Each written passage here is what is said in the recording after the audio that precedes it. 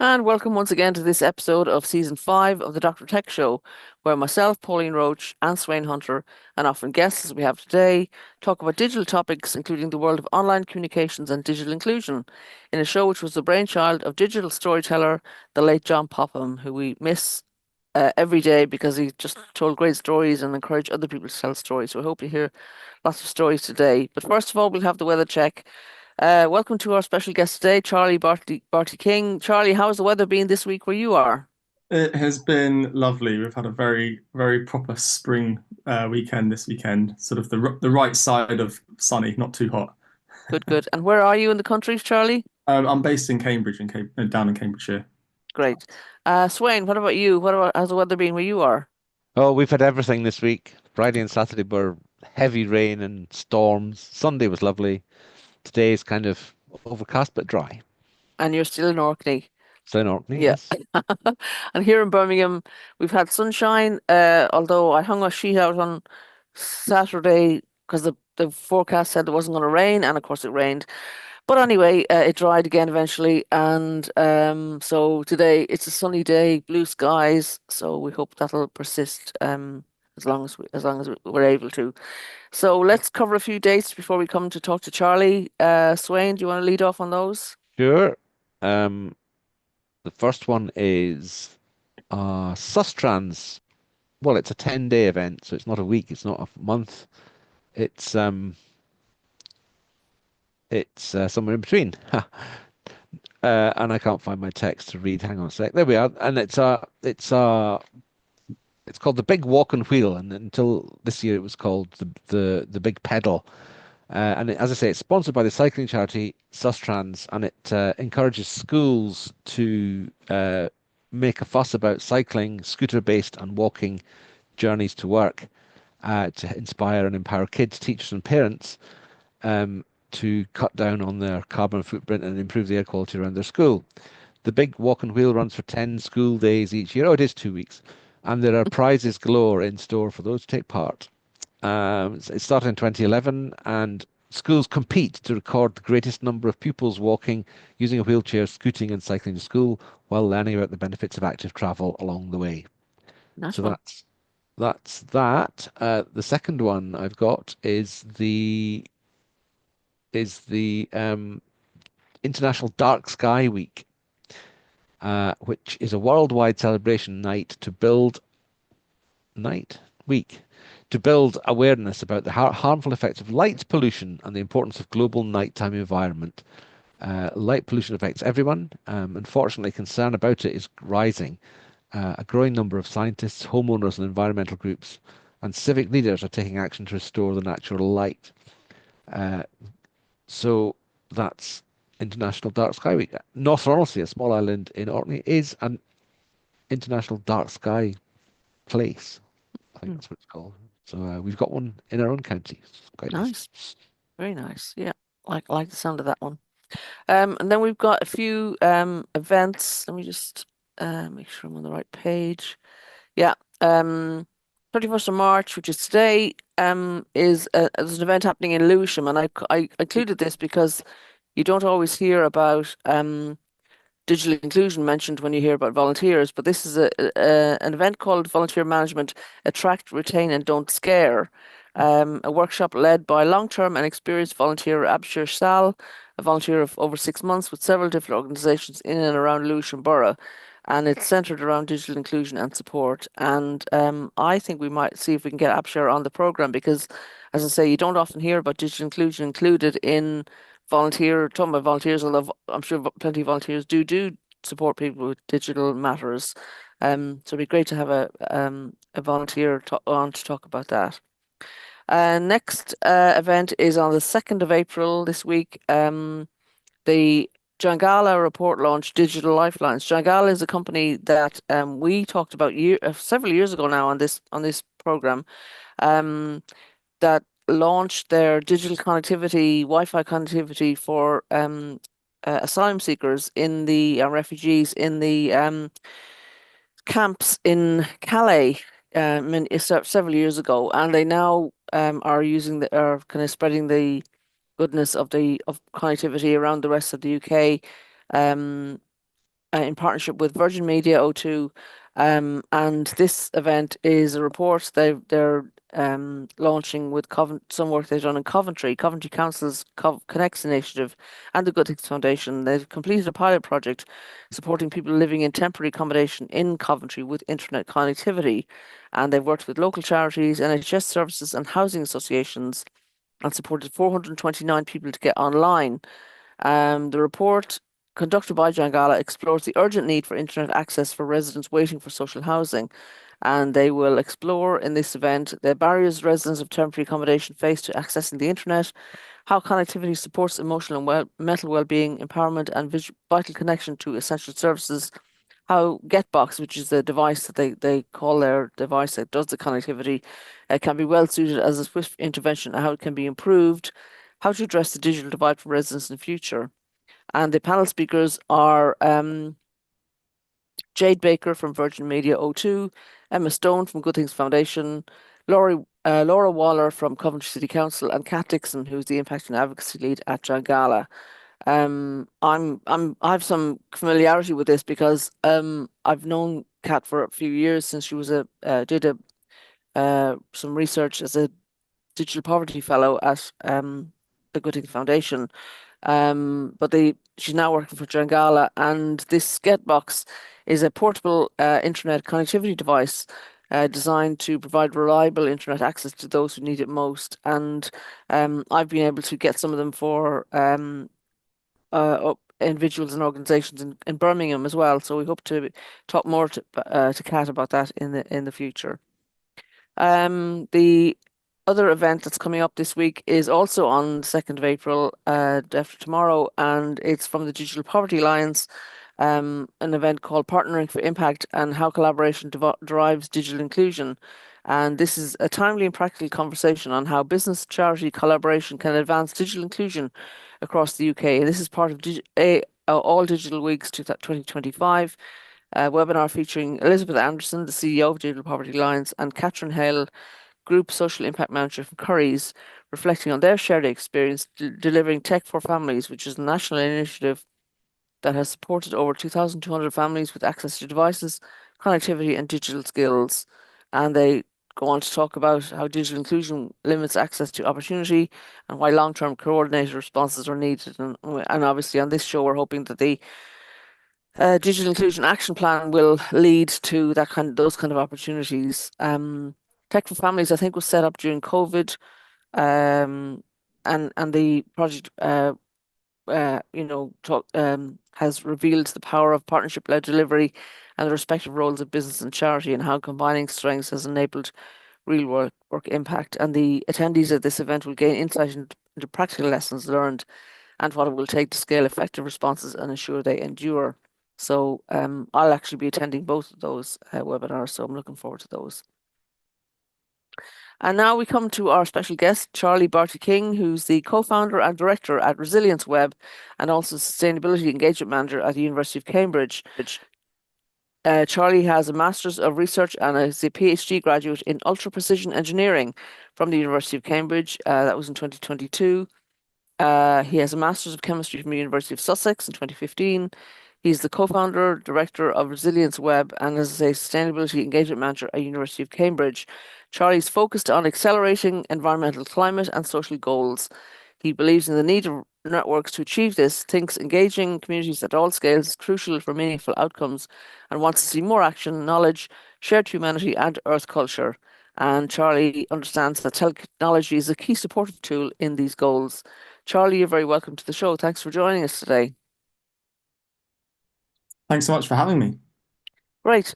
Charlie, you and I met at a Retrofit Reimagined event in Glasgow last year, the year before, possibly. So it's great to have you join us again. I think it was last year because we talked about you joining the show then, and as you know, we kind of have to set these things up a while in advance. And you were very busy, so it was a while before we were able to fix a date for you to join us. So how have you been, and what are you up to at the moment? Yeah, thanks so much. And just to say, all the events that you've got there, so interesting. I think there's so much great work happening all around the UK and around the world. And what I'm up to at the moment is really doing with my day job at the university, we're doing a lot of reimagining what our communications are for our sustainability work, and that's quite interesting. And same for the resilience web, we've finally got to the point where we can actually really start growing across the region. So we're quite excited for that. So we've sort of been gearing up a lot of our work to be able to sort of have the capacity to actually do that without burning ourselves out, really. Do you want to explain in your own words what Resilience Web is and how it developed, how it grew? Yeah, absolutely. I mean, so the resilience of it, sort of our tagline or a quick descriptor would be that we really try and provide a digital interactive map, a free one, of all the environmental and social justice or community groups working within and for a place. The within and for is important. Hmm. And what that really means in the real world, as it were, is that we have the Resilience Web website is a map with a few different views, ways that you can view things of all those groups that are sort of doing good work for their communities that are based within their communities. And the idea for this really came off the back of lots of different people doing very similar things and becoming aware of each other. So over COVID, as I'm sure everyone had a very disrupted time. I was a student at the university and felt that perhaps my PhD wasn't as directly relevant for sustainability as I'd like it to be. It was still very interesting and sort of tangentially sustainability related, but I wanted to do something which had a bit more impact in the here and now. So I started getting involved in a lot of sort of green space broadly, this wide sustainability space at the university as a student and in my college. And that led me to have a big list and idea about like there's all these different amazing things happening at university. How do you actually map those? How do you tell people about those without it being really laborious?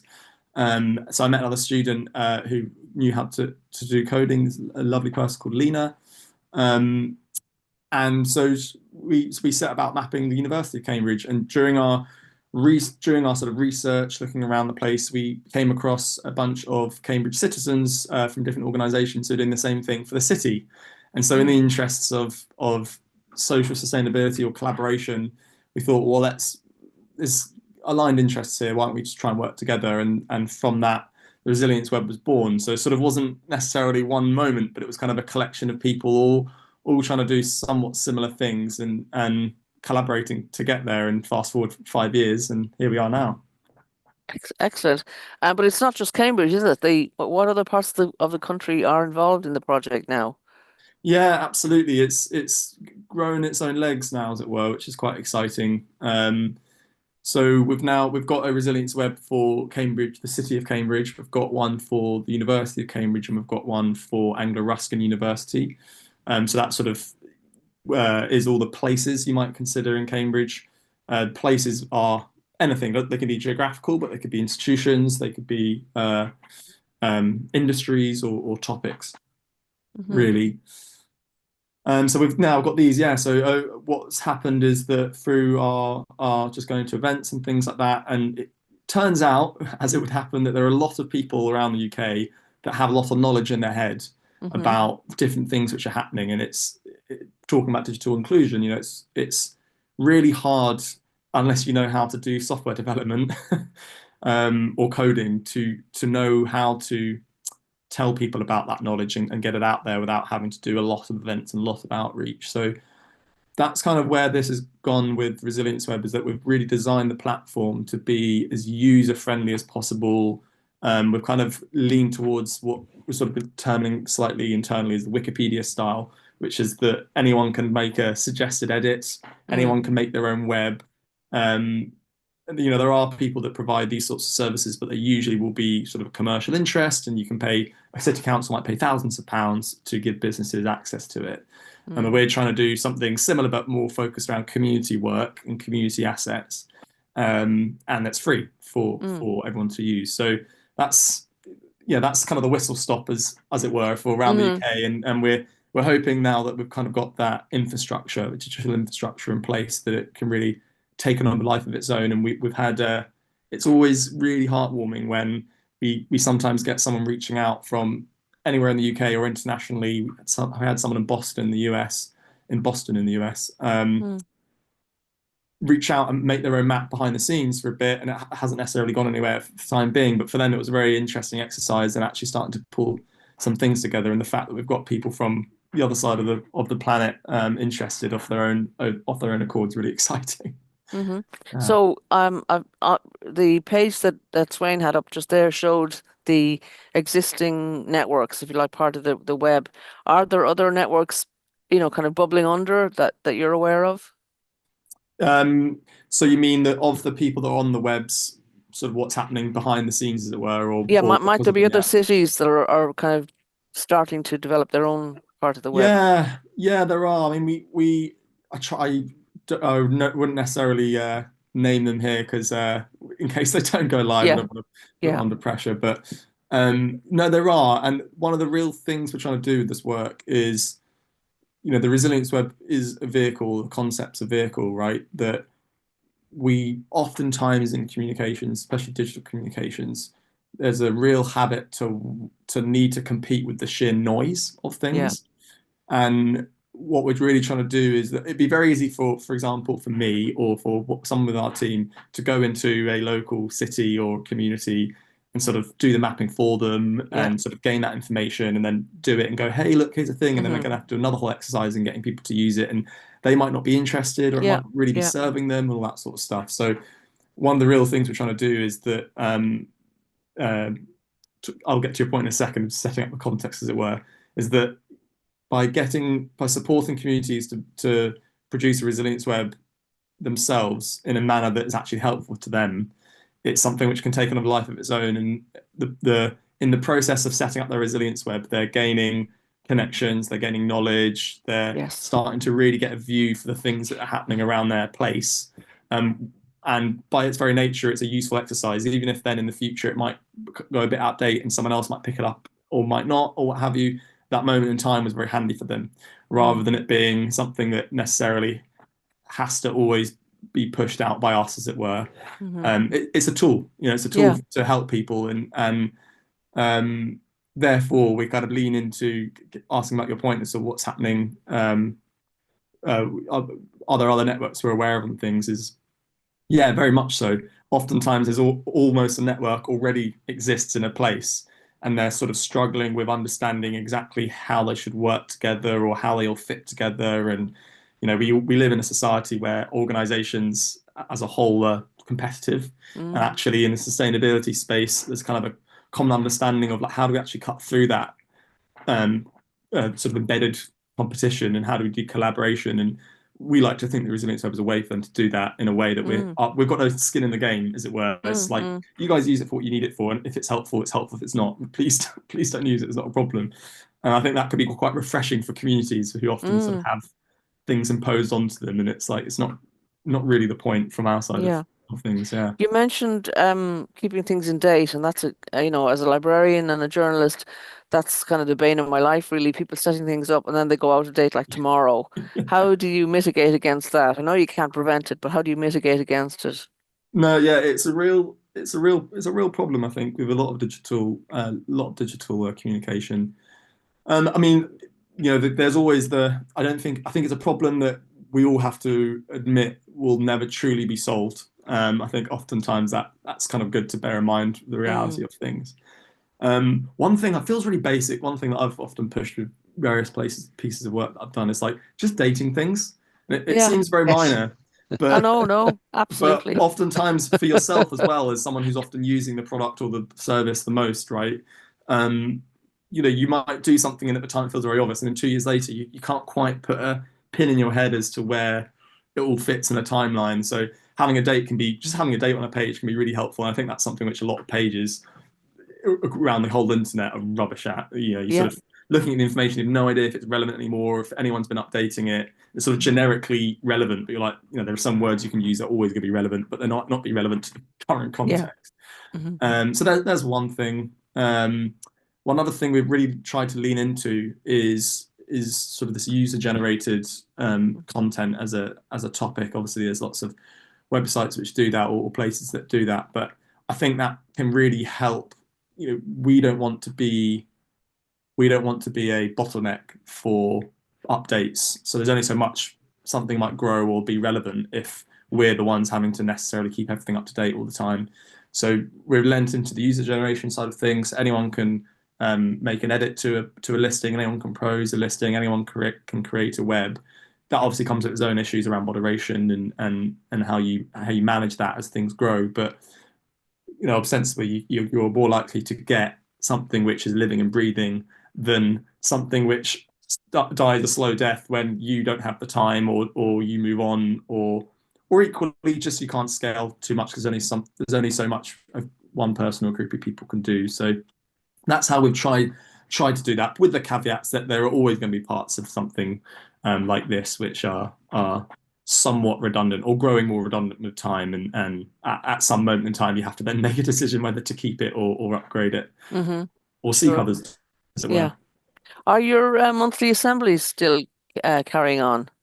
Yeah, they Mm. are, and they've been a really helpful, low commitment, friendly way to sort of grow this concept, because we've had quite a few resilience webs which have sort of taken a life of their own, and who comes to mind is the amazing Southwest London web by Suzanne O'Donnell, she's done an incredible job in really cultivating a sense of urgency, sort of a shared identity around sustainability topics in as complex a place as London. Mm. Um, and she's been able to come to our monthly assemblies and sort of give that knowledge to others who are interested in doing resilience webs themselves. Okay, so it's on the screen now. We can see Southwest London. Yes, exactly. Yeah. Yeah. And if you click the web view up the top, there we go. Perfect. Oh yeah, cool. Oh, it's Kumu. Nice. So we've sort Is it? of, sorry, say that again. Is it Kumu? Is that a tool? It's not Kumu, no. Okay. This is all bespoke. We've got a Mm. fantastic web developer, Dinah Ishmael, who this has been his labor of love, and it's really with one of the things that we've been trying to lean into as well is we listen the people who are using the resilience web. We lean into what their feedback is Mm. and make functionalities based on what they want really. Um, so yeah, it's given us a lot of ability to do things custom, and we're ever changing things. Dinner's a fantastic developer and has been really crucial to get this working. Yeah, I mean, I can see the merit, as I say, because this is my background, I can see the merit in this straight away. Is it possible to, because obviously lots of places have existing directories, can you scrape an existing directory, just create a web? Please tell me you can. Yeah, yeah. I mean, all of the information that we use to get going is public. We're Mm, not sort of taking information from any places or buying information, as it were, or selling it for that matter. So it's all public information, and then oftentimes people's information in their heads that they kind of go, "Oh, mm, there's something missing here," and they add it in. But yeah. in this concept of digital inclusion, it's really, we you only really want information that's out there because we're being a directory. We don't host any information ourselves. Mm, It's more mm, go and look at these people, and here's a way to yeah, map it in some yeah. capacity.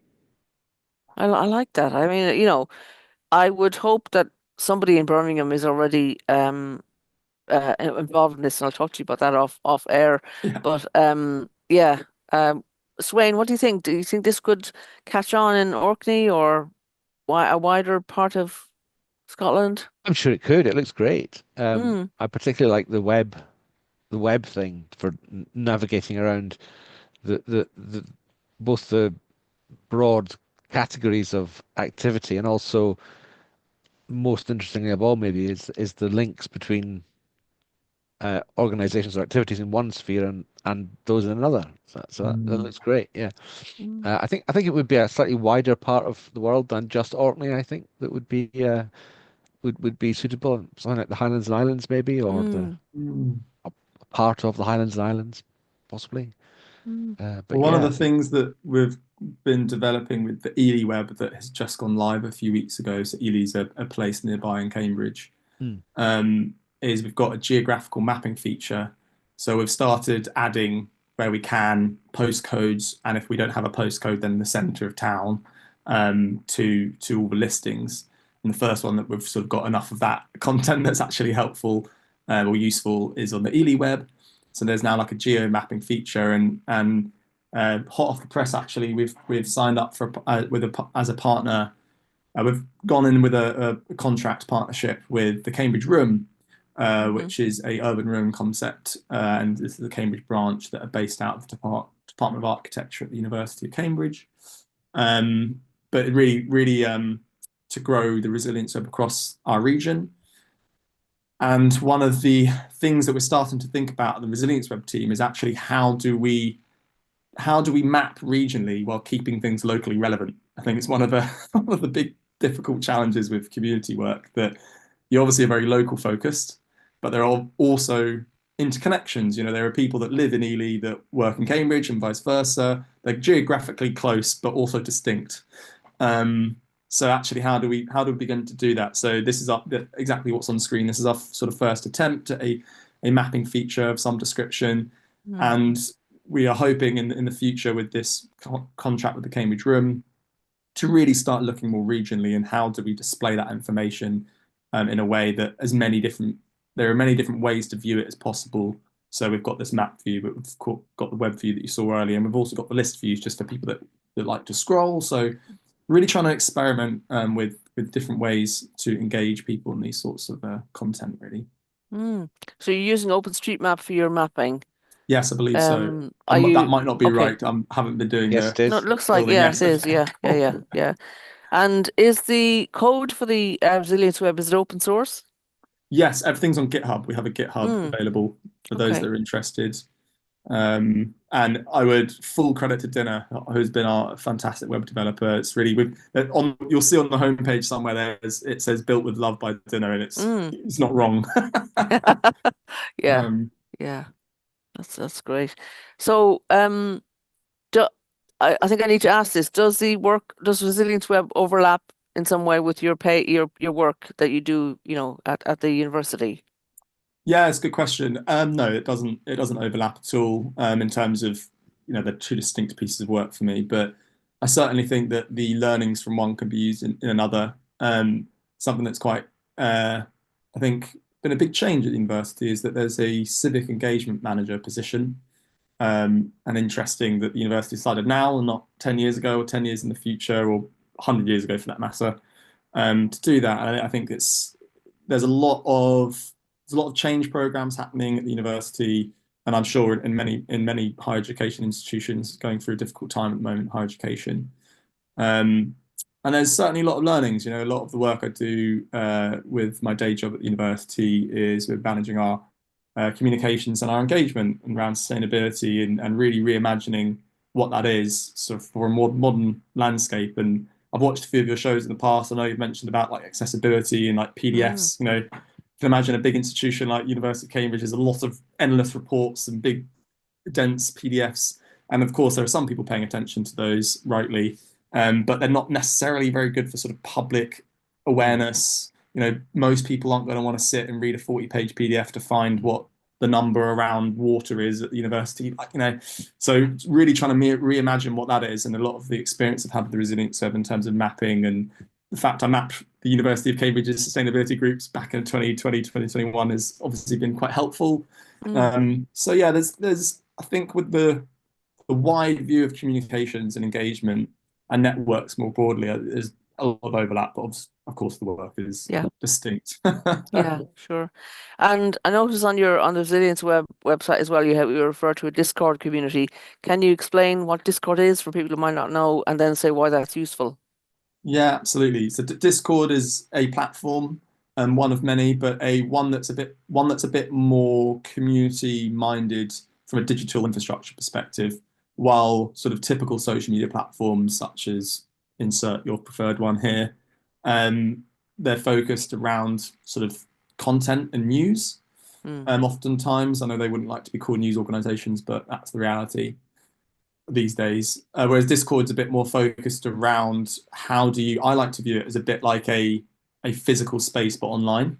So they really lean into how do you actually make um, the casualness that you might have with meeting up in person online in a way that makes sense. So they often have sort of just trying to think of ways to say it without using the technical language. Like they'll have a chat which you can drop in on that is always live, talking wise. So you could drop in and say you're going to be chatting for a bit, or just show up as you would in a room or at a pub. But then they also, of course, have the chat feature in the way that you might have specific groups and things like that. Looks like we might have lost Pauline. Oh yes, so we have. I'm sure she'll return. Talking So of yes, digital so inclusion, yeah. what do you see as the next phase for Resilience Web? You've mentioned a few new places. You've mentioned a few uh, technological developments. What's the next kind of phase going to be? Yeah, really excited with this partnership with the Cambridge Room. The next phase is to really grow across our region, so that's sort of Cambridgeshire and Peterborough. Um, of course, open to others as well, but that is going to kind of be our focus. That's really exciting for us because we're getting to a point now where by having mapped a region, as it were, we can actually start really understanding sort of a deeper utility for communities more broadly. So rather than it Yeah, being centered in the city of Cambridge, which yeah, is a place, but of course there's lots of people that live around the region and are doing some fantastic work. How do we start to bridge that sort of shire city divide? How do right. you Yes, start to serve? How do we use the resilience web to have utility for the community? How do we make it a community asset that's actually valuable? Um, is a big sort of next step for us. And to be honest, a big part of it is making this a livelihood for myself and others who have been doing the work for sort of 5 years, and others, and getting it to the point that it's not something that's a nice to have, but ultimately I need to put food on my table. yeah, It's a way that we can actually, for example, dinner is, as an example, has put in so much work into it, and actually to be able to support him in that is a really exciting moment because rather than it being a thing I'll do when I have the moment, I can actually dedicate some strict time to it without yeah, building up resentment in the long run. And it's yeah, part of this discussion I think many people are having around the UK when it comes, and I'm sure the world, when it comes to sustainability, is that it's not enough for it to be on a side gig, or it's not enough for it to be a sure. volunteer interest. We sort of have to start moving towards livelihood with it. And that's how we really get to the point that we embed it as a business as usual.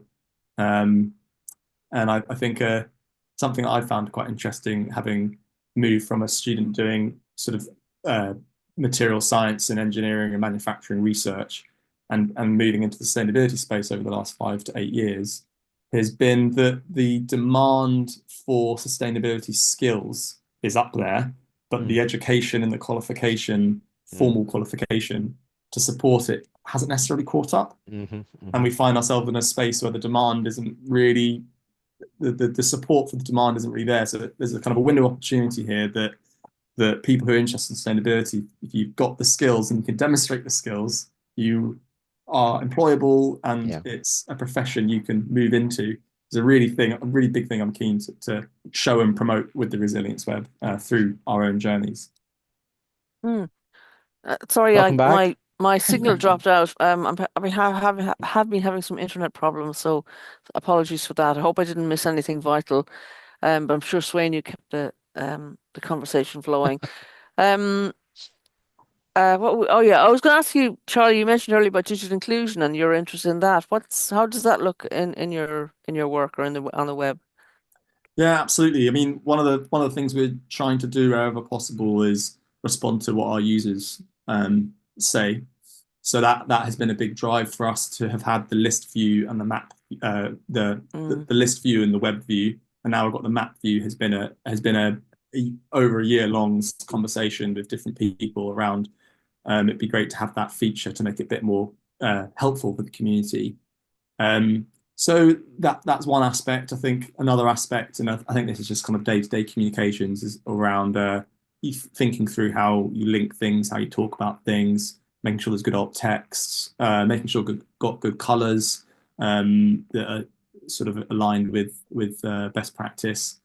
So yeah, it's sort of a broad level of things. One of the things that I've been trying to really experiment with in both Resilience Web and my university work, or try to understand, experiments probably not the right word, but try to understand is what is the point of digital work? I think there's a lot of noise online, and you see that there's a sort of counterculture, if you will, of sort of real life and sort of physical space and what it actually means to interact. Taking a digital detox is a phrase that I'm sure many have heard, and it's actually understanding like what's the reason to actually do these digital communications. And so part of my understanding of digital inclusion, it's probably a bit niche or out there, is like the point of, we want people to have access to digital resources, everyone, no matter who they are, but it has to serve some sort of other purpose than just getting eyeballs on whatever it is that you've got there. And I think that's a big question in communications, is what's the actual purpose? I think there's a kind of an underlying current of there hasn't really been a purpose, and therefore the purpose has been insert your gripe with social media companies or technology companies. And I'm interested to understand how we can explore that, and the Resilience Web is an outlet for me for that. And we've set up as a community interest company, and it's some people might be aware of them, and if not, I would recommend checking out them. CICs is the short term and short acronym for it, and it's kind of the in between charities and businesses, and it's essentially you operate like a business, but all the money, no one can extract money from the business. It has to go back into the community, or has to go back into the community or back into the company, and that's all that can happen. So I think talking about digital inclusion, for me, I think there's an element here around what that means and the reality in the physical space that I'm interested to understand what that is. And if anyone's out there who's also thinking about that, I'd love to hear from you. Yeah, we can probably. Oh yeah, so that actually makes me think about, you have on the Resilience Web communities of geography. What are communities of interest? Have you thought about expanding into that? Or yeah. Yeah, it's a really good question, and we have been thinking about it. There's been quite a lot of starts we've made, but they haven't gone anywhere, as it were. But that doesn't mean they can't in the future. I mean, one of the things that's quite exciting with thinking about what a place is and how do you define a place is, as you mentioned, a place is, might be a physical, geographical place, but it might be an institution. It might be a very localized community. It might be regional. It might also just be an industry. You could consider the water industry, the energy industry, a place unto itself, digital spaces and what have you. And yeah, we've been toying with the idea. One of the difficulties that I know that hundreds and thousands of different community groups, everything from ones which have a lot of money, big charities, national charities, all the way through to people who are in a local community is that how do you actually make things financially sound? That's really difficult in an environment where you have to make profit. That's the business model of the global marketplace, and Yeah. that runs counter to this idea around collaboration and supporting other people and sharing resources. And I like to think CICs are I1 of a kind of an experimental, it feels almost like, way of doing organization. And yeah, so one of the things we're toying with is how are we going to make money in the long run without a red line for us is selling data. We just don't want to do that. It's just not. That's what tech companies do often to make money. The people say if something's for free, you're using the product. We provide something for free, but no one's the product. So how do we make money from anything to keep the business sustainable in the long run? One of the ways we're looking at thinking about is perhaps in the future there might be industries or specific things that we can provide a bit of bespoke service to using our software, and we can charge them for that as an industry and provide a custom service, but the money from that then supports the core community business, which remains free. We want to steer clear of having to do any advertising on the site. We want to steer clear of having to provide disclaimers and all of that. We just want it to be a community resource. But it's a really tough problem, and I think it's one that isn't unique to us. I think there's a lot of demand and need for that's Yeah. somewhat unmet Yeah. nationally and regionally. I could certainly see the I'd love to see anyway a digital inclusion community, web because there is so much activity going on, and it's not all mapped in the one place. I mean, I have it in my head. Probably between us, Swain and I could probably tell you everybody up and down the country who's because we're in touch with them, for this work, for the show, Mm. and for my paid work as well. But yeah, there isn't and it just occurs to me that the Resilience Web would offer a great. So maybe I'll be on to you to talk to dinner about a side project where we do that as a separate thing, especially with the Digital Inclusion Action Plan, you know, looking for calls for evidence and stuff. I think we need to do that because there's so much repetition, so much duplication So going on, much, yeah, and so much. that's what really bothers me because resources are being expended, people are doing things and not knowing what other projects are going on. And again, I'm sure you come across that in with the Resilience Web. No, completely, and we're very much actively thinking about that with how we're building things. And am I okay to share my screen for a second? Yes, of I think course. so, yeah. Let me just stop here. So if I'll just quickly show a feature that it speaks to this slightly. Is beginnings of this. This is kind of our first go and really thinking this through. So this is the Cambridge Resilience Web, the Cambridge City Resilience Web. Mm. And on the left here, you can search, you can propose a listing if you think Hmm. something's missing. You can search for something. You've got categories, and that's Yeah, what these grey nodes here are. yeah. Hmm. But of course, there are some things which obviously cut across food and community and health and well-being and community garden. How do you map those without having some crazy three-dimensional thing that probably is a bit overwhelming? And that's what we've come up with this tag feature. And a really good Mm. recent example is A Penny Saved, which was made by one of our co-directors, Helen, who did a fantastic job. If you look in our news section on our website, there's a whole article about it. Where you can see here A Penny Saved. So here are all the listings which have a tag A Penny Saved added, where you can find organisations which might save you a penny, save a bit of money. We produce that in the build up to Christmas. But you can imagine here we could sort of insert whatever, anyone can add a tag here and add it to lots of different listings. So you can imagine now you can start building up a sense of, it's a specific thing, digital inclusion or a topic that sort of cuts across things. But then if you think more broadly, and this is one of the problems we're thinking about as we are able to scale, it's going to be a limit. If we don't figure this out, we're not going to be able to scale properly. Is that this is the city of Cambridge, but how do you then see what's happening in Ely or Mm. St Neots or Peterborough Mm. in a way that doesn't mean you have to click around the site in very confusing ways? And I think the beginning of that is maybe the geographical feature potentially. So you can zoom out and see things regionally with a tab.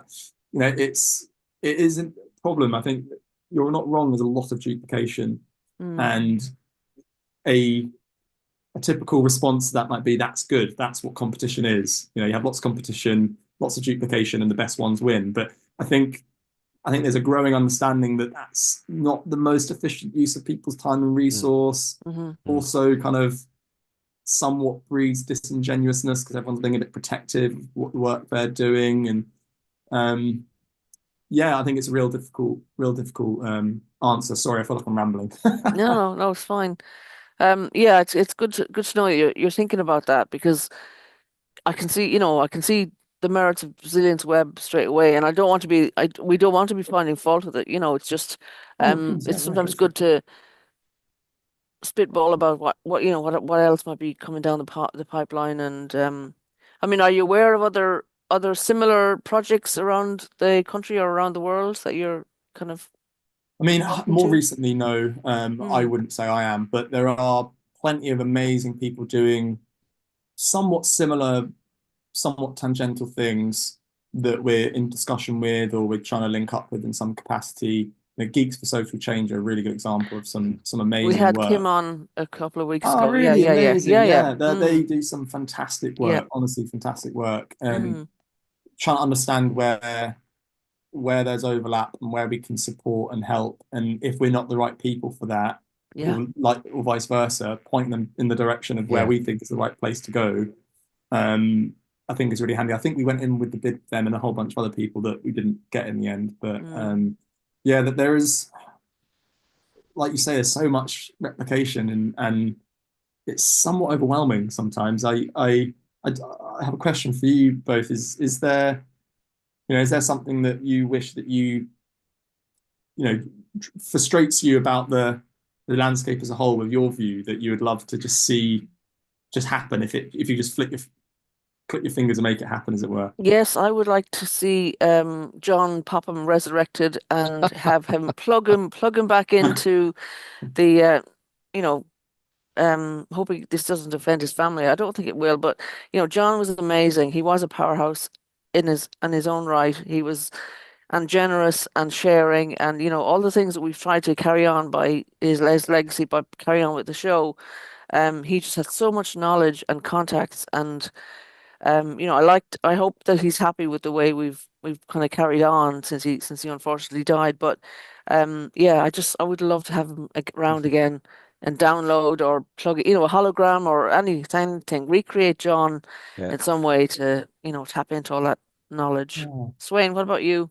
Well, I think that's a very good idea in itself. I hadn't thought of that one. But I think it is in my case making what's happening visible and accepting duplication if it's performing a useful function, Hmm. but everyone kind of looking sideways and outwards from what they're doing to try and work out where they fit in and how they can collaborate. I think that would be the thing. And I think Resilience Web is a very is great potential. Is obviously great value already in doing just that, really. So I'm quite interested to see, quite interested to be introduced to it.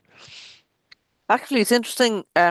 Charlie reminds me because one of the things we do as well on the show is pick up stories from around the web about the work that we're doing. And in fact, let's do one of those right now. It's from Australia, a guy called Troy Latter, who has a different view on digital inclusion than the one that we're traditionally being placed with.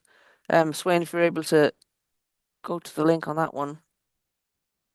Sorry, What we are skipping on to the second story pla now, not the the first second one. one was it? Yeah, please. Okay, Um, and I have been in touch with Troy about coming on got the it. show, so hopefully he will be. And this is a story from LinkedIn entitled Beyond Digital Inclusion Towards a Tech-Enabled Society That Cares Deeply. And the text of the article says it's a critical in your original article you spotlighted a critical shift. You must be talking to somebody on the show, moving from access to agency, from simply connecting people to enabling them to thrive in the systems we're digitizing at speed. And it's not just about technology, it's about trust, safety, and giving people the right tools, not just more tools. And so the article goes into a deeper exploration of the thesis broken into three powerful lenses. So the task ahead, the impact possible, and the outcomes worth fighting for. So he describes the task as reimagining inclusion as empowerment. So redefining digital citizenship, not just logins and access, but participation in systems that hear you, value, you, and adapt to your needs. Embedding ethics into infrastructure, talking about building AI into service delivery, border control, where's the voice of the user in these designs, and supporting vulnerability with dignity. He says a refugee shouldn't need to understand cloud architecture to access support. Um, then he goes on to talk about the impact from passive recipients to tech-enabled participants, and then he moves on later because I want to skip forward because we'll provide a link to the this article in the show notes. The opportunity, what can be achieved if we're bold? And he's saying, let's imagine this. Remember, this is about Australia. Imagine a widow in regional Victoria who can access grief support through a digital memorial assistant. Her husband's story preserved ethically, her needs met through empathetic AI trained in cultural nuance. Another story, a refugee family in Western Sydney given a connected device preloaded with localized apps in their own language, with job seeking support, school enrollment, and emergency contacts without needing to walk into a government office. And a third story, a young person with disability empowered by AI-driven communication tools that turn a whisper into a clear conversation with a doctor or a teacher. And the essence of this item is you're not asking for revolution, you're designing one. So he's encouraging us to think about, let's build it like we mean it. And the call to action, he says, is loud and clear. Let's stop asking people to catch up with technology. Let's build technology that catches up to people.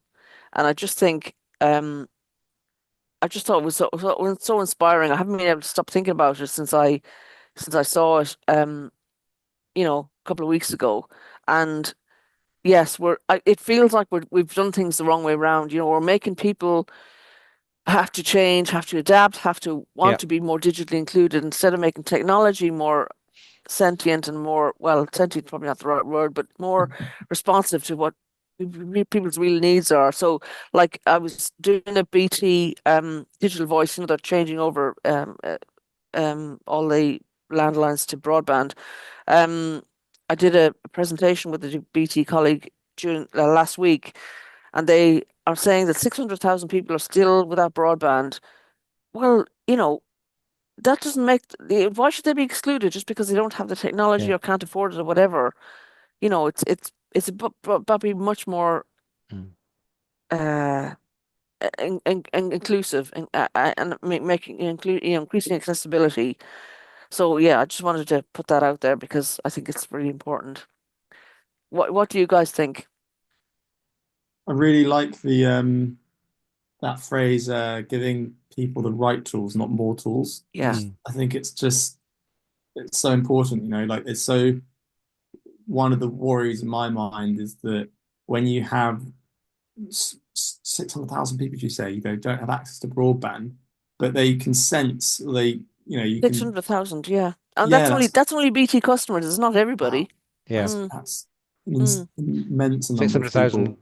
phone lines that exist that don't have Broadband connections. broadband. Yeah, Yeah. Yeah. yeah, And because of that, if they're not connected by some means that gives them the right tool, they're open to be exploited by Mm. nefarious Mm. people who kind of go, oh, you don't have access to this, you don't have access to that. Well, our service can do that. Mm. yeah, And in the fear of missing out and the fear of yeah, not being able to be connected, they're going to do that. And that's, then there'll be a whole thing that the government or whoever it is in the future then has to spend a lot of money. It's just like one of those ones you go, it's yeah, crazy. yeah, The right tools, not more tools. yeah, So Yeah. important. very much. And it's, when you come across an article that um describes exactly what you've got in your head, it's very good to have that. Yeah. So we'll be finishing shortly, Charlie. But if people want to get involved more in the resilience web, if they want to be part of what you're doing, what's the best ways to do that? Yeah, absolutely. First and foremost, we on our homepage and elsewhere on the website, we have a get in touch button. So if you're interested and you want to hear more and chat with us, you can do that. We also have a monthly assembly. Again, it's at the top of the homepage. There's a little blue banner which has our information to a monthly assembly. All very low commitment, all very friendly. There can be anywhere between 0 people and 10 people on a call. Um, so those are two ways. Another way would be to reach out to me or us on LinkedIn. And another way would just be to have a play around with the Mm. web. It doesn't have to be something where you have to necessarily be proactive with us, but this is a helpful tool. And if you are in a place that has a resilience web already, I would ask you to use it to suggest changes.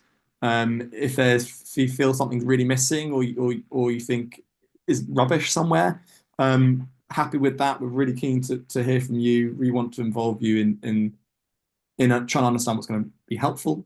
And if you're in a place that doesn't have a resilience web, but you're someone that has all that sort of knowledge or the bullet point list of, oh my God, there's so many amazing things happening. I just wish I could tell more people about it. You know, consider the resilience web as a helpful tool for you to map that. It's literally as simple as clicking create a web and dumping all the knowledge that you can into it. And even though you might not have a live one that's not public yet, the link that you'll be generated for you, you can then send to anyone else. So it's sort of public, but we don't promote it from our page Right. until you're happy with it and that it's finished. So Oh, I like have a that. play around with things. Hmm. And I think if it's the right tool, then please utilize it. If it's not the right tool, then either tell us why not, and see if we can make it the right tool, or please don't feel obliged to use it. I like that, and I was searching for digital inclusion as one of your headings, but it doesn't seem to be. Yeah, I don't It think it's doesn't up seem there there. as a No, topic. Yeah. no. So either there isn't a demand for it, or people are concentrating on other things. Or it's something that we need to add, could be something that Yeah, we need to go maybe. because we're the Cambridge Resilience Web is probably the most well developed because it's really. I should also mention that the Cambridge City Resilience Web was really the brainchild of Transition Cambridge, particularly someone called Meg and Anna out at Transition Cambridge who really got that going. But because the City of Cambridge one is more well developed one of all the resilience webs. Um, the penny saved was off the back of the fact that we've kind of reached somewhat of saturation in terms of the actual groups that we have on there. And the Hmm. next step is really understanding what the utility of the web is. So, digital inclusion, we can take that back, see if we can add one in that draws people into that. Why not? Hmm. It's Hmm. really what we're about, trying to make it useful for what Yeah. people actually want to use it Well, for. I noticed another search option is seeking volunteers. I think that's a great one to have added. Is that a recent development?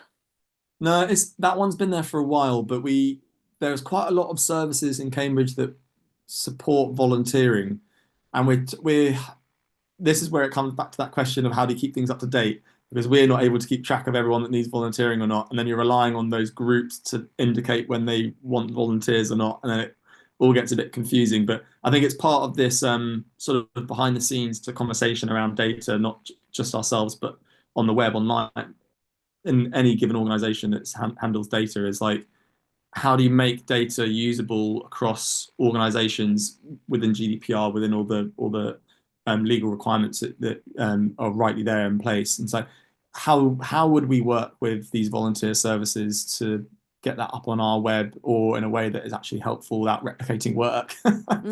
Mm, With the any group can put that they're looking for volunteers on there, but it's something we're sort of leaning on groups to do themselves rather than us having to have the mm. capacity to keep it relevant. But yes, yeah. So does the tool scrape the websites of the groups that are on, listed? No, it does. So no, yeah, we might in the future, but we scrape information manually. So Ah, it's really an exercise. The Cambridge City web is a really good example of like a collective exercise of lots and lots. The civic community in Cambridge is very strong, sort of up there with places like Brighton and Bristol in my eyes in terms of its strength, but probably mm, not as well known because people view Cambridge as the university when they don't know of anything else, um, rightly or wrongly. And because of that, this is the Resilience Web in Cambridge has been a helpful resource for lots of different people, and therefore it's kind of got its own legs somewhat. But Durham, as a Resilience Web, as an example, was Dinner, our web developer. He did a workshop in Durham where he just brought in some people he knew and said, let's just create this Durham Resilience Web. And they did it in an afternoon because mm, they just sat and did a session where they just dumped all the information that they had. And that has now been kept up and relevant still. So there's kind of different ways to do it. But yeah, usually it's sort of getting people's information in their heads out onto it. Part of the reason for that, beyond sort of it being a bit more people focused, is exactly this: is that we want it to be something which is actually used by people and is helpful to people, rather than necessarily being another directory which has a lot of information Yeah. on there, but isn't necessarily in the interests of the community by virtue of it just being information we've taken from places. But we might get to that point once we get to a certain level of scale that we don't want things to be sort of 5 years out of date, that we sort of do a bit of a check Yeah. on yeah, things. But at the moment, we're sort of within capacity to manage things somewhat manually, but that might change in the future. yeah. I'm just looking at the Durham entry and seeing, that there's not a huge amount of organizations listed on there on that web. Mm, And I have to think that the CVS for the area, Vaughan, would probably have more organizations. So really, absolutely, we yeah. need to get this out to more groups to kind of get them to use it, to see it as a potential asset. Absolutely, yeah. Any? any final words, Swain? Because we're coming to the No, close. it's been very interesting, and thank you very much, Charlie. I will be having a more in-depth look at this over the next week or so. Yeah, absolutely. So, Charlie, thanks again for joining us today. It's been a real pleasure to catch up with you and to hear all about the Resilience Web because I was really taken with it when we met before. So thanks for joining us and hope everybody who's listening and watching has a great week. Thanks, everybody. Bye. Bye.